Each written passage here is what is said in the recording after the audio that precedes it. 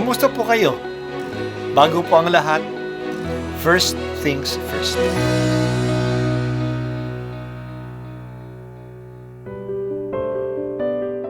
Ang pagbasa mula sa aklat ni Propeta Oseas. Ang Israel ay tulad ng punong ubas na mayabong at hitik ng bunga. Habang dumarami ang kanyang bunga, dumarami naman ang itinatayo niyang dambana. Habang umuunlad ang kaniyang lupain, ay lalo nilang pinagpapala ang mga haliging sinasamba nila. Marumi ang kanilang puso, ngayoy dapat nilang pagdusahan ang kanilang kasamaan. Wawasakin ng Panginoon ang kanilang mga dambana at sisirain ang mga haliging sinasamba nila. Di magtatagal at sasabihin nila, "Wala kaming hari, sapagkat hindi kami natatakot sa Panginoon." At ano ang magagawa para sa amin ng isang hari? Ang hari ng Samaria ay mawawalang parang bula. Wawasakin ang mga dambana sa burol ng Aven na naging dahilan ng pagkakasala ng Israel. Tutubuan ng mga tinik at dawagan ng kanilang mga dambana. Sasabihin nila sa kabundukan, "Takpan ninyo kami," at sa mga kaburulan, "Tabunan ninyo kami." Maghasik kayo ng katuwiran at mag-ani kayo ng pagpapala, bunga ng katapatan ninyo sa akin. Bungkalin ninyo uli ang pinabayaang lupa, sapagkat panahon na upang hanapin ang Panginoon. Lalapit siya sa inyo at pauulanan kayo ng biyaya. Ang salita ng Diyos. Salamat sa Diyos. Maunlad ang kaharian ng Israel. Inihantulad siya sa isang puno ng ubas na mayabong at maraming bunga.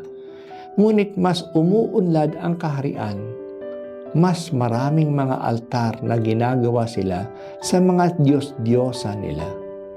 Ang mga dambana at mga banal na haligi na ginagawa nila ay sinasambahan nila ng mga Diyos-Diyosa nila. Ang mga ito'y puputulin at wawasakin ni Yahweh. Sa araw na yon, tatakbo sila sa mga kabundukan at doon magtatago. Akala nila makakatago sila sa parusa ng Diyos. Ang kanilang mga dambana ay mapapabayaan at tutubuan ng mga dawag at ng mga tinik. Kung ayaw nila na mangyari iyon, dapat sila maghaksik ng katarungan, ng katwiran at hanapin ang tunay na Diyos. Kung gagawin nila iyon, lalapit uli ang Diyos sa kanila at pauulanan uli sila ng biyaya. Naghahanap tayo ng kaunlaran, pero madalas na mangyari, hanggang ngayon, ang material na kaunlaran lang ang hinahanap natin at iyan ay nagpapalayo sa atin sa Diyos. Dahil sa maayos na ang buhay, nakakalimutan na natin ang Diyos. Hindi lang nakakalimutan, hindi na tayo naniniwala sa Kanya. Mas naniniwala na tayo sa ating sariling kakayahan, sa ating pera, sa ating kapangyarihan. Nakikita natin ito ngayon sa mga materially maunlad na mga bansa. Nawala na ang kanilang pananampalataya.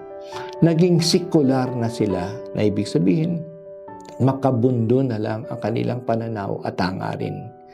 Hindi na napapahalagaan ang espiritual na bagay. Naniniwala na lang sila sa mga bagay na nakikita at nahihipo nila. Yan din ang dahilan ng pagkabagsak nila. Dahil sa material na lang na bagay ang mahalaga sa kanila, naging makasarili na sila. Ang hinahanap na lang nila ay paano mas maparami pa ang kanilang ari-arian o kanilang mga gadgets o mas maaaliw sila. Ito ang nagdadala ng hindi pag-alang-alang sa iba. Nang aapi sila, walang pakialam kung ang iba'y naaapi para lang mas maging masagana ang buhay nila. Ang solusyon sa ganitong kalagayan ay pansinin at kilalanin natin ang Diyos. Siya ay sambahin. Pansinin natin at pahalagahan ang kapwa. kaya maging makatarungan tayo. Hindi lang sila ang may karapatan na umunlad, kundi ang lahat ng tao. Walang iwanan sa tunay na kaunlaran. Tulungan mo po kami, Panginoon, na huwag maninlang ng huwad na kaunlaran. Ang kaunlaran ay para sa lahat at hindi lang para sa iilan. Maging maunlad kami kung mas maging makatao kami. Bigyan po ninyo kami, Panginoon, ng tunay na kaunlaran.